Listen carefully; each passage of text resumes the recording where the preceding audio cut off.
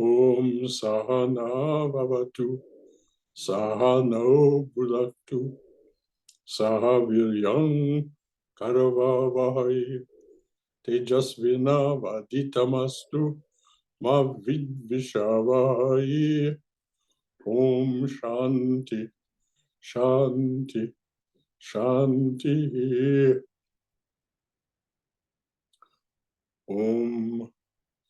May the divine being look over us lovingly as a mother and father.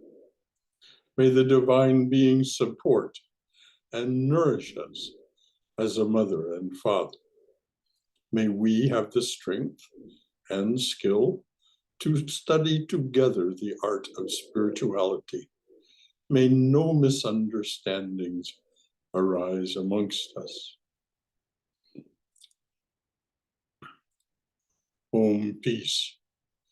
Peace, peace be unto thee, unto us, and to all your beloved children, everyone. Dear one, make it so. Well, good afternoon, everyone, and welcome to our Saturday noon class. Today we are beginning the reading and discussion of a really joyous book. It's called The Sermon on the Mount According to Vedanta. Swami Prabhavananda had a particularly rich and loving relationship with Lord Jesus Christ.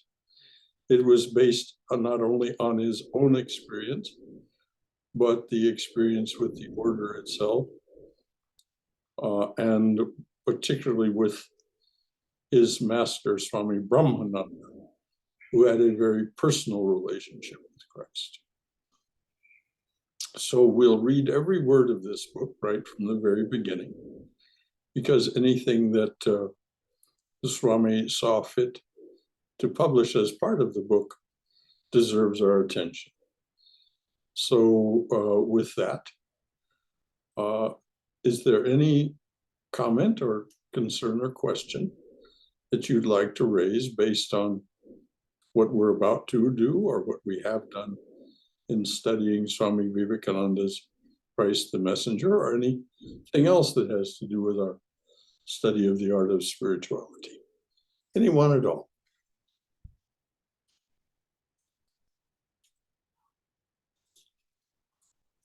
All right. Our beloved reader is Jeff Sowrich, who has been reading for us out of Christ the Messenger, and we'll now start Sermon on the Mount According to Vedanta. Thank you, Brother Shankara. I thought I would start with the foreword. Please. It's 2 pages long. It's written by Henry James Foreman. Brother, do you know who that is? I do not.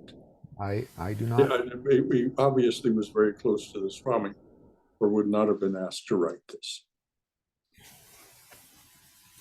So I'm reading from my 1972 mass paperback version. And so this is page V in the preliminary pages. Forward. A book on the Sermon on the Mount, which is the very heart of the Christian teaching, should not be novelty in a Christian community. But when that book is written by a Hindu Swami, a follower of Vedanta and the gospel of Sri Ramakrishna, a book moreover not only interpreting but extolling the sermon, though it were a scripture of its own, that certainly is, to say the least, unusual. Beautiful as this interpretation is in itself, it is presented by Swami Prabhavananda not as a far-off, scarcely attainable ideal, which is the way most Occidentals read the sermon, but as a practical program of daily living and conduct. So clear is the Swami's reading of this great scripture that many a Christian, by means of it, will discover a simpler approach to the teaching of his master, more direct than any he had found heretofore. Vedanta teaches that man's real nature is divine, and that the chief, the only real goal of human life is to unfold and manifest that divinity. To us, the sermon is a counsel of perfection. To the Vedantist, whose sole aim is God realization, that is nothing strange. The sannyasin of the Ramakrishna order, to which Swami Prabhavananda belongs, follows the way of perfection every day of his life. Every day in his meditation, he prays that he may overcome the sense of ego, that he may abstain from fault-finding and criticism of others, and that he may acquire love and sympathy for all. The Vedantist cannot sit down to meditate until he clears his mind of all hatreds and resentments.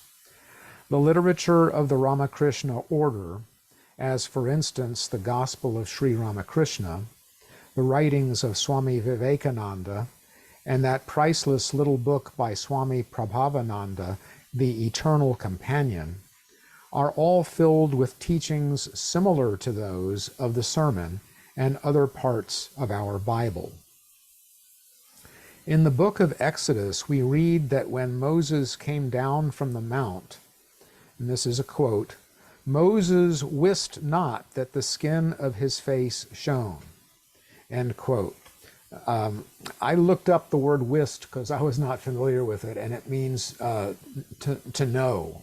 So in reading this in the past tense of that, it would be, Moses knew not that the skin of his face shone. Thank you. Swami Prabhavananda, in his volume, tells of seeing one of his elders, a direct disciple of Sri Ramakrishna, so transfigured. A light emanated from his whole body.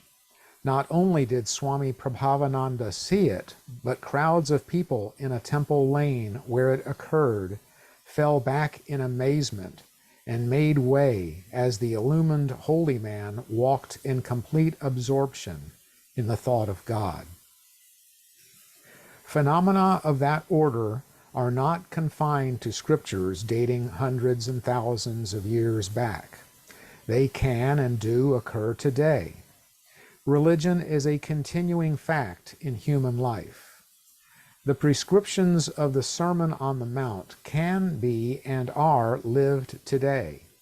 It depends upon the spirit in which they are accepted. Swami Prabhavananda and his fellow Vedantists accept them realistically. That is probably the reason that people of various creeds and Christian sects who come to the lectures on Vedanta often find that their own creed appears suddenly brighter and more luminous, and their understanding of it attains a deeper penetration. Vedanta, briefly, comes to the West not to supplant any religion, but to bring a more tangible spirituality to those who seek it. Its goal is not to proselytize, but to help man realize the divinity within him, in that it claims not without reason to be the most practical of religious philosophies. And that practicality is what Swami Prabhavananda successfully conveys in his remarkably fine and lucid interpretation of the Sermon on the Mount. Henry James Forman. But it doesn't give any identification for Mr. Foreman. All right. No, sir, it does not. And then there's an acknowledgments page, which I don't think we need to read, but I read through that to see if he's mentioned, and he is thanked, but he's not really otherwise identified. So, Well, clearly he was someone close to the Swami, who knew the Swami well, and they were doubtless friends. Probably a Christian cleric of some kind in the Los Angeles area. All that happened, of course, years before I came to Swami Prabhavananda right at the end of his life. So any comments, concerns, or questions that any of that raises for any of you? Anything at all that you would like to add from your own experience, perhaps as a Christian or as a Vedantist, or any concern or question that might raise as to how can a Swami interpret Christ and so on and so forth, which I've heard that concern raised before. I've got one. Yes, please. If you are at liberty to answer it, brother, do you know who that direct disciple of Sri Ramakrishna was, who was seen with light emanating from his body? Yes, it was Babaram, Swami Premananda. That happened in Varanasi, and he had been bathing in the Ganges there at Varanasi, and someone ran up to him as he was coming out of the water and put a garland of marigolds around his neck. And marigolds being this beautiful yellow flower.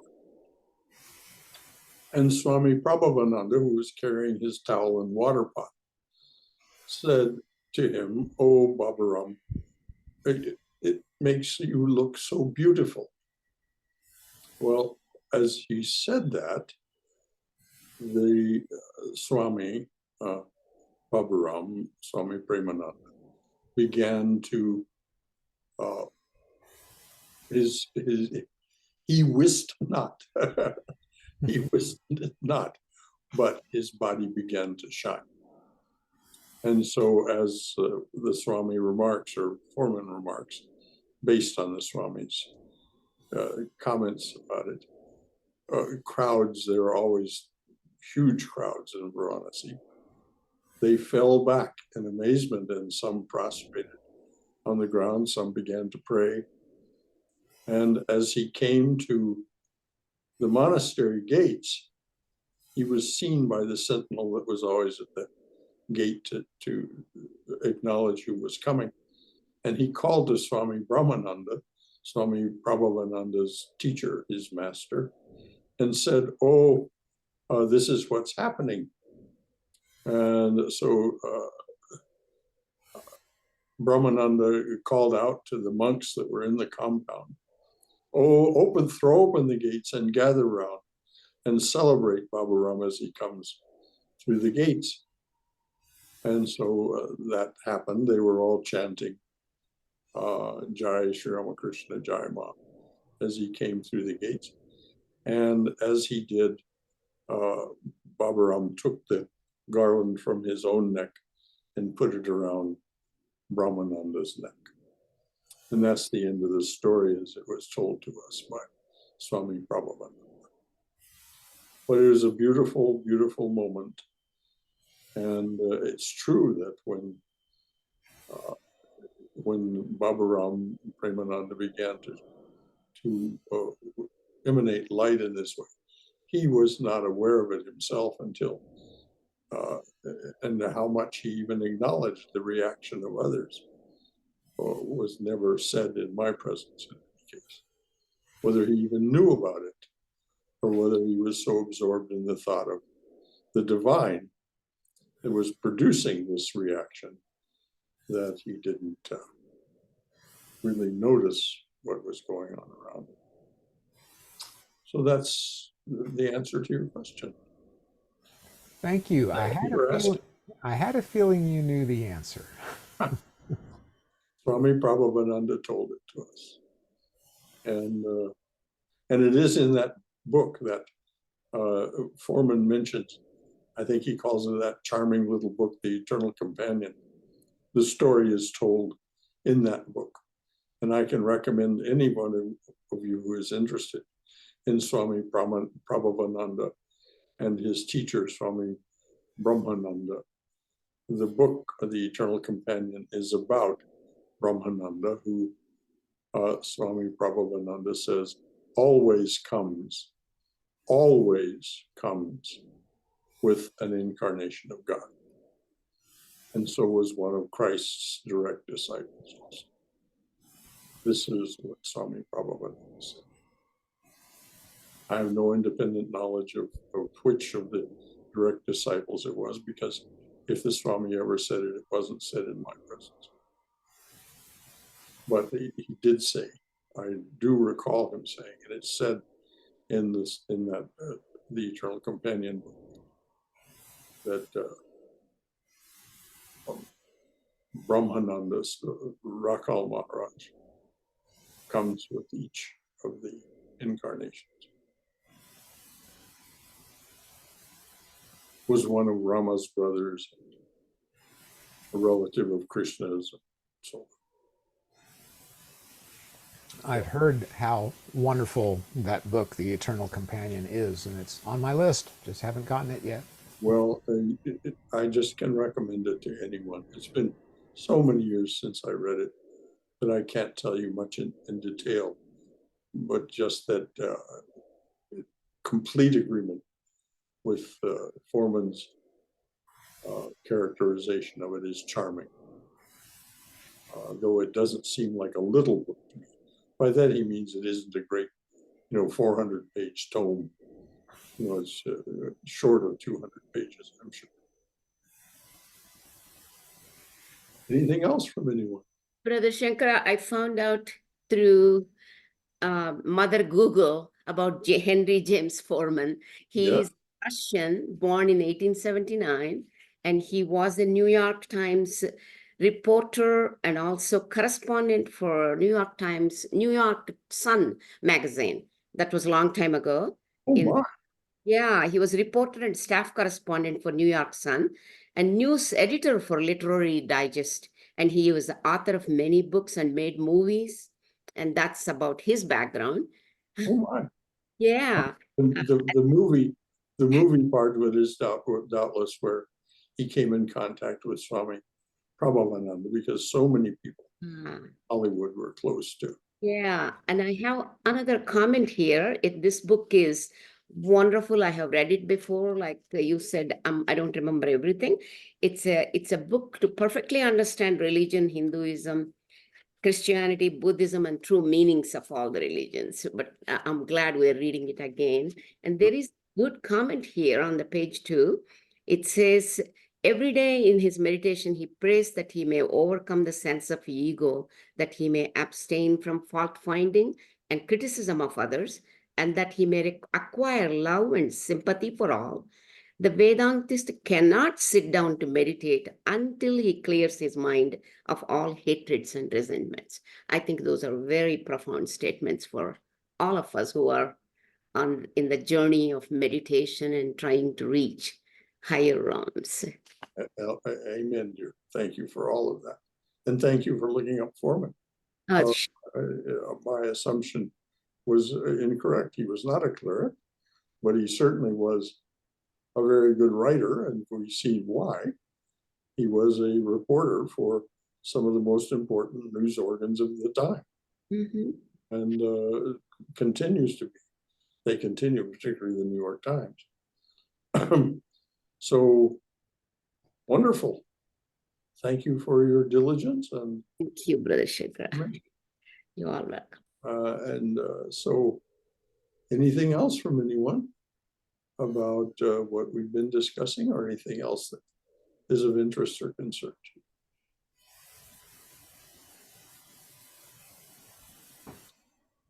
All right, let us go forward. So this is the introduction written by Swami. This book is based on lectures I have given on the Sermon on the Mount.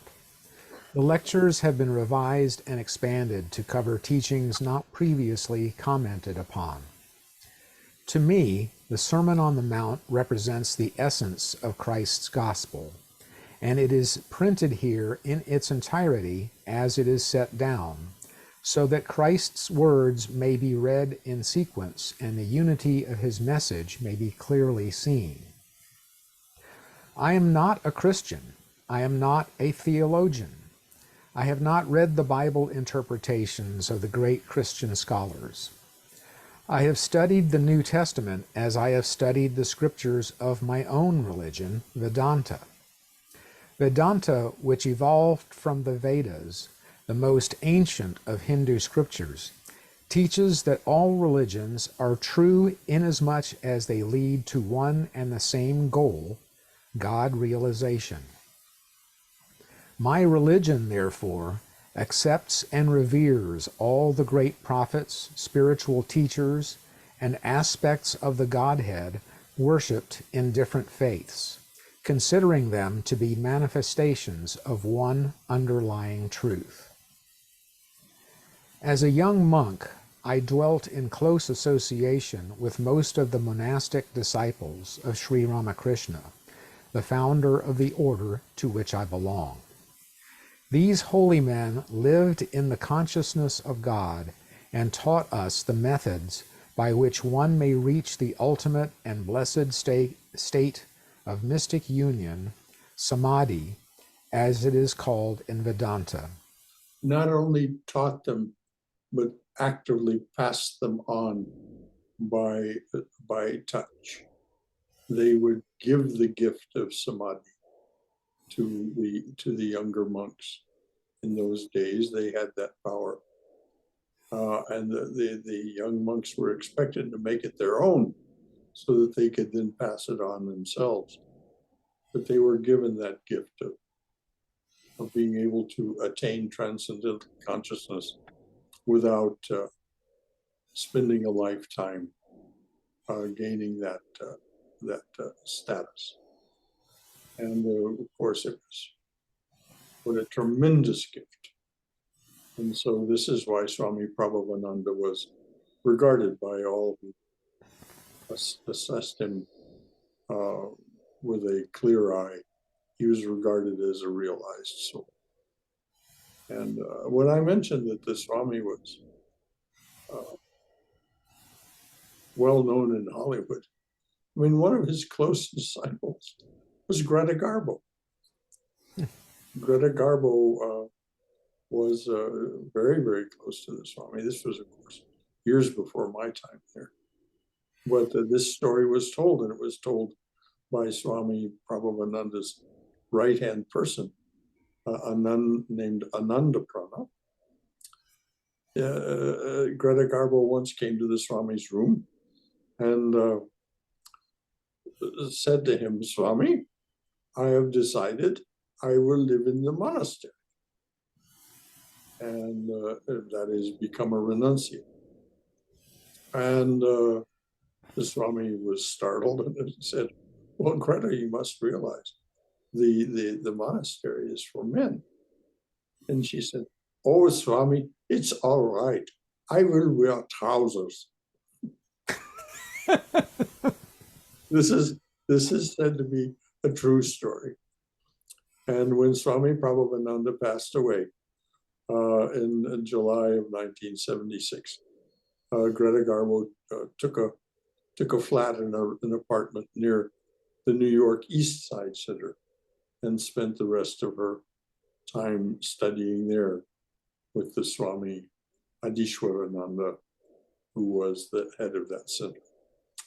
So she was a very sincere and very deeply practicing Vedantist, and there were many others in Hollywood. Helen Hayes was another of the Swami's disciples. King Vidor, the director.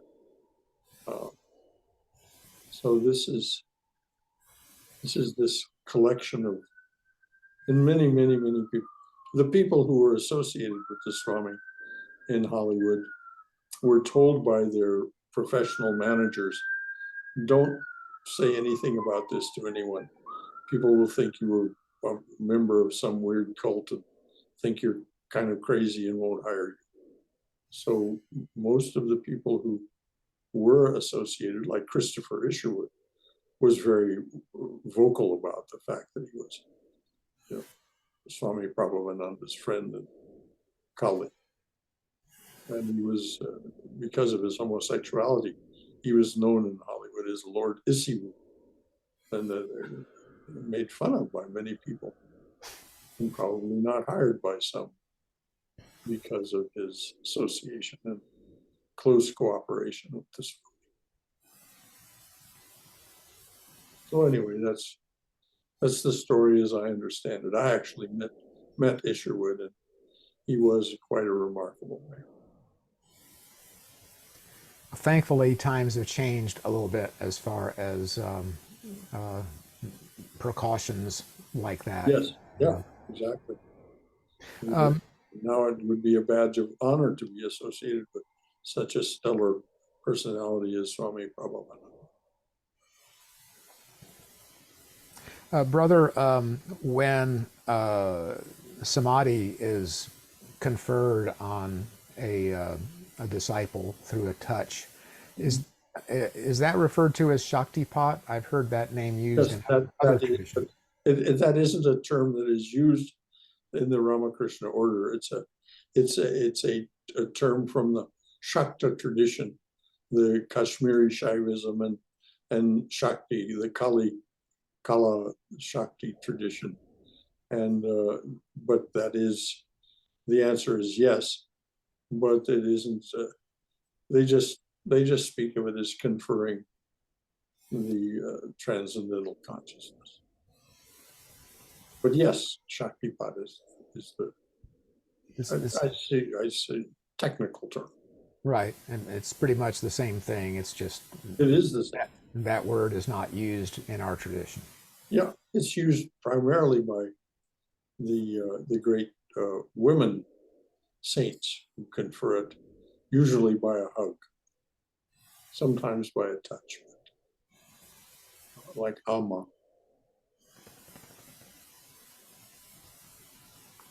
Okay, thank you. Mm-hmm. So shall I read on? Anything else from anyone before we read on? Okay, please do read on. From what I have seen in these holy men, and from whatever understanding I have gained sitting at their feet, I have tried to approach the teachings of Christ. This is why I have often turned to the words of Sri Ramakrishna and his disciples to help explain the truths of the Sermon on the Mount. One of these disciples of Sri Ramakrishna was my master, Swami Brahmananda. Although he was not a student of the Bible, from his own spiritual experience he taught in much the same way as Christ did, and often used almost the same words. My master had seen Christ in spiritual vision and celebrated Christmas every year by offering special worship to Jesus, a custom which has been observed in all the monasteries of the Ramakrishna order to the present day. On these occasions, fruit, bread, and cake are offered in our Hindu way. Often there is a lecture on Christ, or the story of the Nativity, or the Sermon on the Mount is read. One of these Christmas celebrations, the first I ever attended, had a great bearing on what Christ means to me. It took place in 1914 at Belur Math near Calcutta, where the headquarters of our order are situated. I had joined the monastery just a few days before. On Christmas Eve, we gathered before an altar on which a picture of the Madonna and Child had been placed. One of the senior monks performed worship with offerings of flowers, incense, and food. Many of Sri Ramakrishna's disciples attended the service, among them my master, who was the president of our order. While we were seated in silence, my master said, "Meditate on Christ within and feel his living presence." An intense spiritual atmosphere pervaded the worship hall. Our minds were lifted up, and we felt ourselves transported into another consciousness. For the first time, I realized that Christ was as much our own as Krishna, Buddha, and other great illumined teachers whom we revered. As a Hindu, I was taught from childhood to respect all religious ideals, to recognize the same divine inspiration in all the different faiths. Thus, Christ was a manifest expression of divinity that I could never have considered foreign. But for a living and personal experience of him, I needed the tangible heightening of consciousness resulting from the worship on that memorable Christmas Eve. Shall I pause here?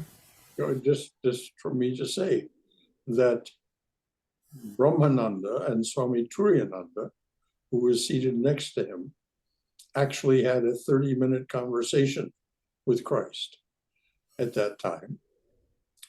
And some of you have heard me tell the story of a Swami of the order who passed his last days, his last 2 weeks, living at the monastery at Trabuco in Southern California, the same monastery to which Swami Yogeshananda retired, but much, much later, of course.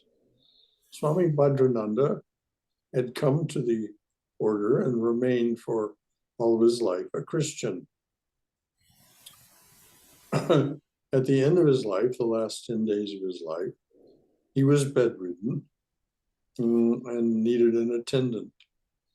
And the young man who became Swami Mahayogananda, some of you have met him, he was at the time a brahmachari going by the name of Ananda.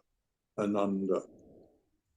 it was his responsibility to keep the room tidy and look after the Swami and make sure he had what he needed and was able to get in and out of bed as he needed and so on. So one afternoon, about 4 o'clock, he was in the room doing his duties. And the Swami was halfway sitting up in bed on his elbow. And there was a chair next to the bed. And Bhadrananda gestured to the chair by the bed and said to Ananda, Ananda, can't you see I'm having a conversation here? And Ananda did not see the person with whom Swami Bhadrananda was conversing, but he came to understand it was Christ. And Christ came to him every afternoon until the day that Bhadrananda passed away. And Bhadrananda's words, which were said in the presence of many monks that were aware that he was leaving the body, were, "Oh, you've come for me," something like that. "Oh, you've come for me." And he reached up with his hands and then lay back on the bed and was gone. So again, I say this, tell this story, to relate the fact that this is not something that happened there and then. It is available to us here and now. And of course, it's well known in the Christian community that Christ is a living presence, that he keeps his promise, wherever 2 or more are gathered together in my name, I shall come among you and give you what you want. So these are very important words for us to understand as we think about what's said in the Sermon on the Mount, because Christ is saying it as much today as he said it then, just as Sri Ramakrishna is saying what he said today. And when we read the Gospel of Sri Ramakrishna, as we do on Tuesday nights, that is a living presence, not a there and then presence.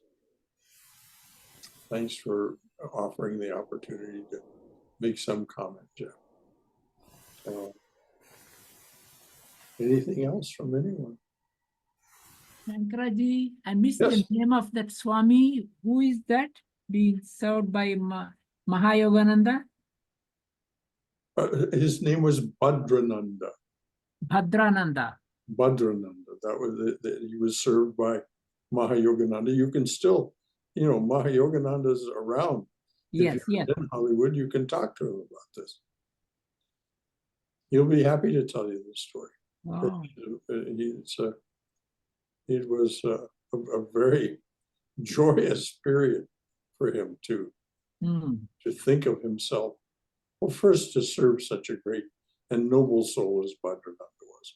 Bhadrananda was a nurse, and he was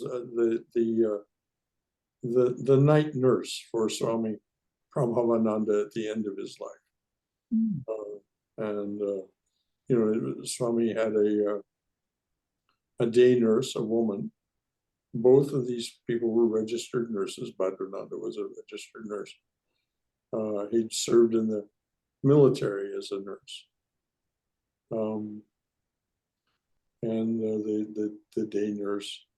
So at the end of his life, Swami Prabhavananda had a day nurse and a night nurse, and Bhadrananda, until Swami passed away, had served as his day nurse. And then when that happened, Bhadrananda retired and served for many years before his passing away at the Trabuco Monastery. So that's Mahayogananda will be delighted to tell you all about that, and with more details than, of course, I remember or was even told. That is a really, wonderful experience. Oh, yes. Yogananda. Well, Mahayogananda had many great experiences. He served these eternal teachers. He served Swahananda for many, many years, and now continues to serve Swami Sarvadeva. These are not trivial people. They're deeply, deeply rooted in their commitment to Sri Ramakrishna, to the order, and to those that they serve. It's inspiring. They're inspiring. It is greatly inspiring. Even in this para, just by, the Brahmananda just saying, meditate on Christ within and feel the living presence. Everybody was uplifted. It is such a wonderful experience. Yes. And as it was said earlier, one of the effects of reading this book for sincere Christians is it illumines their own faith and makes it more compelling and deepens their determination, their faith, and their practice. And that's been the testimony, apparently, of many. Thank you, Paul.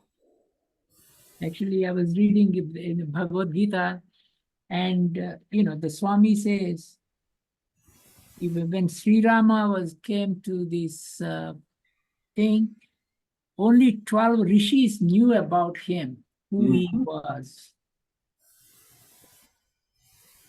Yes, the rest just saw him as they wished him well and saw him on his way, but did not see him as an incarnation, as an avatar. Only 12 of the rishis, it's said, recognized him for who he was.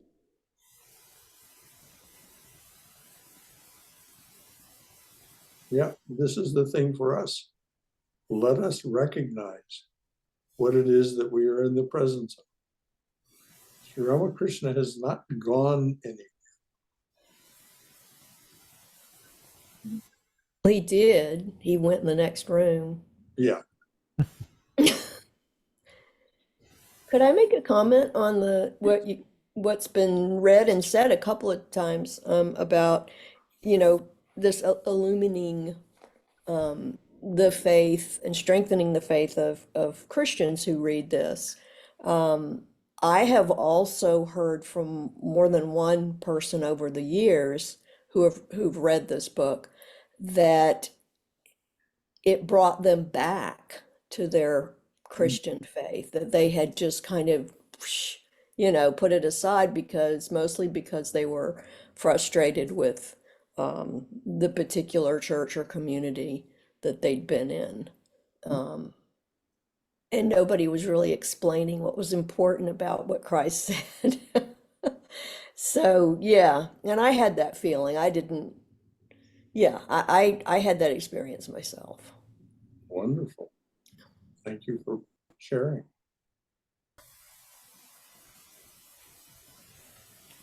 Good I evening, love. Jen. Could I comment something quickly? Please, yes, dear. Okay. Based on what Cindy said, and I was not raised in a Christian household. My dad converted us all to Judaism when I was about 8 or 9. So in my early 20s, when I discovered the Ganges retreat in West Michigan, and was surprised to see Jesus Christ on the altar with Sri Ramakrishna, with Holy Mother, with the Buddha. And that's where I got this book, The Sermon on the Mount According to Vedanta, and the one we just finished, Christ the Messenger. I have a little booklet. So for me, this was the introduction to what Christianity was really about, of who Jesus was. I mean, I had friends who were Messianic Jews. I had friends who were Jews for Jesus people, but for me, this was the introduction. This was what I called the words in red. And it was fascinating to me, having grown up in a house where we had Bibles, but it was Old Testament only. This is super meaningful for me. So I'm so glad we're reading this, and I'm rereading it decades later as a not 20-year-old, but as a 50-something. So thank you. Thank you. Well, thank you for sharing all that, dear. And your testimony parallels, as Cindy said, many that we have heard, and how joyous, how fulfilling it is to have this be the experience. And it just lets you know how the Swami was able to somehow, out of his being, capital B, out of his being, he was capable of fashioning such a convincing testament to the power of Christ's teachings and their relevance to anyone who is following the spiritual path toward transcendental consciousness. Call it what you will, and from whatever faith tradition you follow, it all comes down to God realization, transcendental consciousness, self-realization, capital S. And so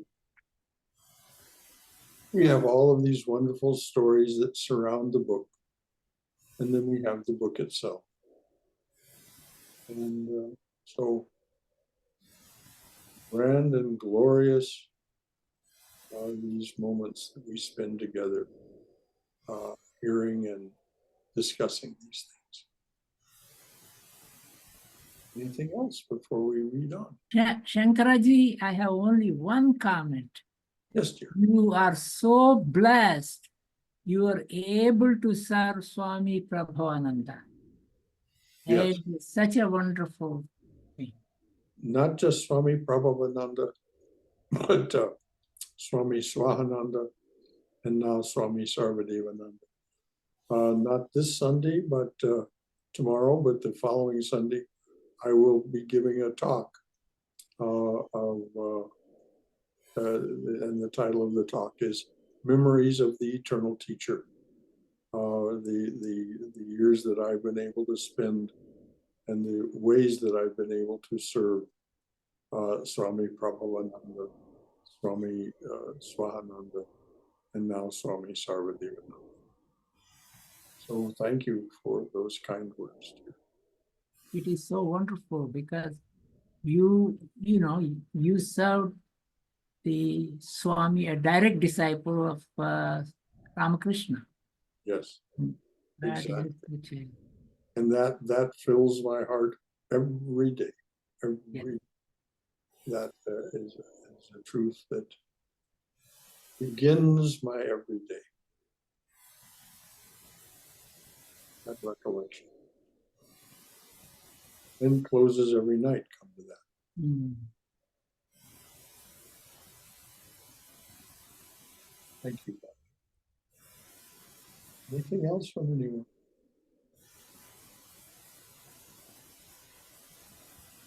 Okay. Let's hear what the Swami wrote.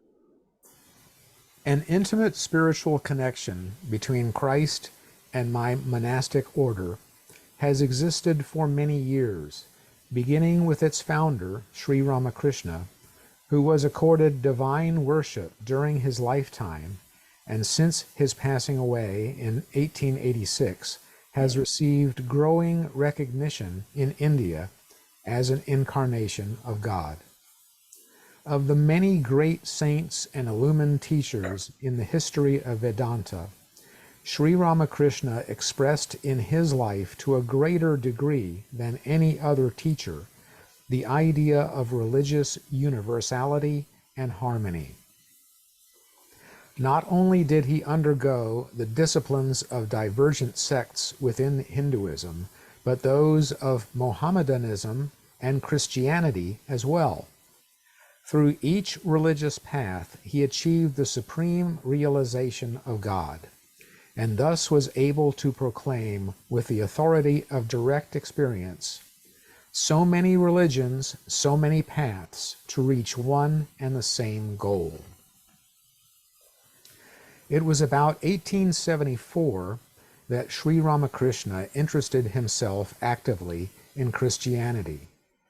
A devotee who used to visit the master at the Dakshineshwar temple, the Dakshineshwar temple garden near Calcutta, would explain the Bible to him in Bengali. One day, while Sri Ramakrishna was seated in the drawing room of another devotee's home, he saw a picture of the Madonna and Child. Absorbed in contemplation of this picture, he saw it suddenly become living and effulgent. An ecstatic love for Christ filled Sri Ramakrishna's heart, and a vision came to him of a Christian church in which devotees were burning incense and lighting candles before Jesus. For 3 days, Sri Ramakrishna lived under the spell of this experience. On the 4th day, while he was walking in a grove at Dakshineshwar, he saw a person of serene countenance approaching with his gaze fixed on him. From the inmost recesses of Sri Ramakrishna's heart came the realization, this is Jesus who poured out his heart's blood for the redemption of mankind. This is none other than Christ, the embodiment of love. The Son of Man then embraced Sri Ramakrishna and entered into him, and Sri Ramakrishna went into Samadhi, the state of transcendental consciousness. Thus was Sri Ramakrishna convinced of Christ's divinity. All right, two stories about this. First of all, that painting that inspired Sri Ramakrishna, the Swami who headed the Vedanta Society of Northern California went to the effort to secure that painting, and it hangs in the entrance to the new temple in San Francisco. And if you're ever there, you can actually approach that and salute that picture that was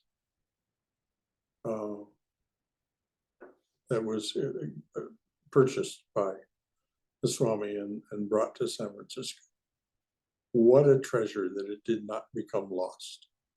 That he made the effort to find it, bring it, and buy it, bring it, and make it available to everyone who wishes to salute it and let it inspire them. And the second thing is these stories that were told, there's some in the Eternal Companion, as I said, and there's some in the Gospel of Sri Ramakrishna. But if you wish to get a more full description of all of these scenes and activities and experiences, it's in a translation of Swami Sharadananda's book about Sri Ramakrishna, which Swami Chaitananda published under the title Sri Ramakrishna, His Divine Play. And if you want to know more about in a much more expanded way, the Gospel of Sri Ramakrishna is the recordings made by Mahendranath Gupta M over a period of about 4 years. Saradananda researched and published a full lifetime biography of Sri Ramakrishna, which, as I say, Chaitananda has translated into very fine English and published as Sri Ramakrishna, His Divine Play. So that's just a couple of additions to what's here.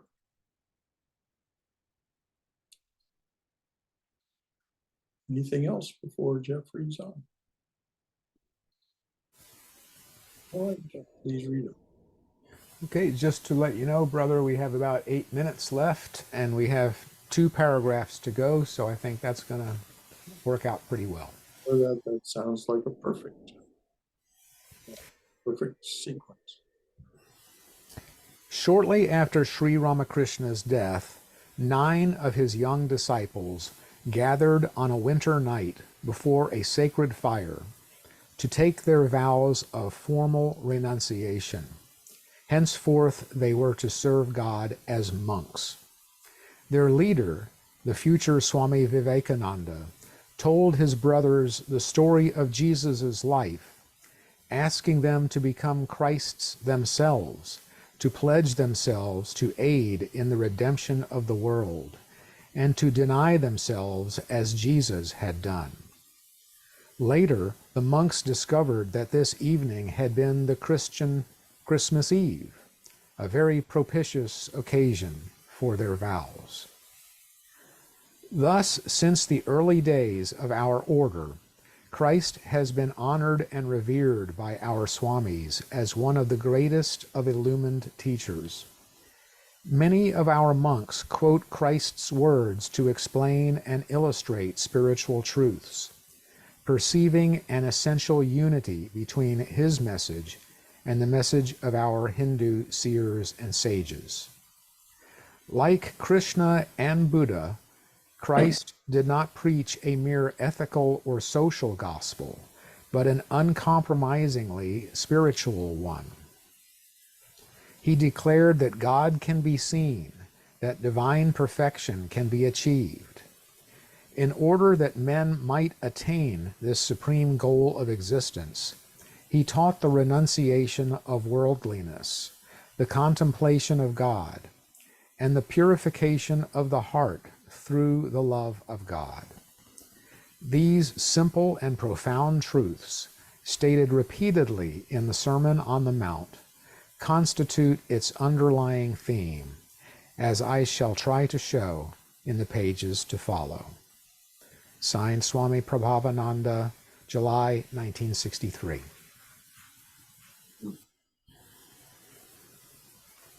July 1963. Just 13 years before his passing away. He passed away July 4th, 1976. Very deliberately, he left the body on that day. I have a curiosity question. In my version, where the Swami's name is signed at the bottom. Prabhavananda is misspelled. It starts out P-R-O instead of P-R-A, and I'm wondering if that is in anyone else's versions. The newer version has PRA. Good, glad to hear it. Yeah, I think that was a misspell. Bengali as a language, you know, it's the O and the A, Prabhavananda, you know, there are various accents within 4 blocks in Calcutta. You know, it really is true. People don't, it's not, there are many dialects of Bengali spoken. And I'm not surprised. I don't think it was a misprint. I think it was just a You're different right. spelling. In Bengal, we call Ravindranath Tagore, R-A-V. In Bengal, they call Rabindranath Tagore. Right. You're right. There are so many ways there. Yes, exactly. I'm rather OCD, and when I first started studying Eastern spirituality, the differences in spelling drove me nuts. Are they talking about the same thing, or is it something different? That kind of thing. But with experience, including the realization of what Haima just described, I'm much more relaxed about it now. It's like let the variations come. Let the good times roll. Yeah. I'm used to it now. I do want to point out that the Swami's name appears naturally throughout this book, and it's always spelled correctly. So that's just the only place where a little typo happened, just to Well, prove. maybe it wasn't typo then. Maybe indeed it was. But We'll never know. let the variations come. Right. Anything else from anyone before we close? Well, yeah. Brother, I had a question about so one of the things I've heard, I listen to Swami Sarvapriyananda a lot, and one of the things he also mentioned is how digging in the same spot, you kind of have to dig in the same spot to you know, essentially you can't go, but you know, this idea of like the supermarket of religion or Yes. the deli of religion. What do you think about that? Like in terms of kind of diving deep into Christianity, into Islam and Hinduism? Well, let's let the Swami explain. There is no conflict if we're just having the two. If you add to this Sufism, you go exploring into Sufism, and you go into exploring the Judaic mysticism of Kabbalah, and you go exploring into Tibetan Buddhism and its roots in Bonn, then you're digging many wells and will get only impure water. But if you're just marrying the study of Christianity as it's being presented to us in this book, not all of the fundamentalist sects of Christianity, but the pure essence of Christianity, marrying that with the teachings of Vedanta as was related. Christ came, Sri Ramakrishna saw him, approaching him in the garden at Dakshineshwar, and they embraced and they merged and became one. Well, this is certainly understandable. There is only one God. There is only one avatar, one manifestation, and it's incarnations. Many incarnations, but just one being behind. So we just have to be careful about straying beyond. And this is why it's so important for us to have these great teachers. And you can always talk to Swami Sarvadevananda or Swami Sarvapriyananda about these things and ask them specifically your question about any particular instance of something you would like to study that is beyond just Vedanta and Christianity. And of course, we have to understand Vedanta is not monolithic. It has many aspects. And Sri Ramakrishna studied many of them and manifested the truth of them, and so was able to validate them. But we don't want to, enough said.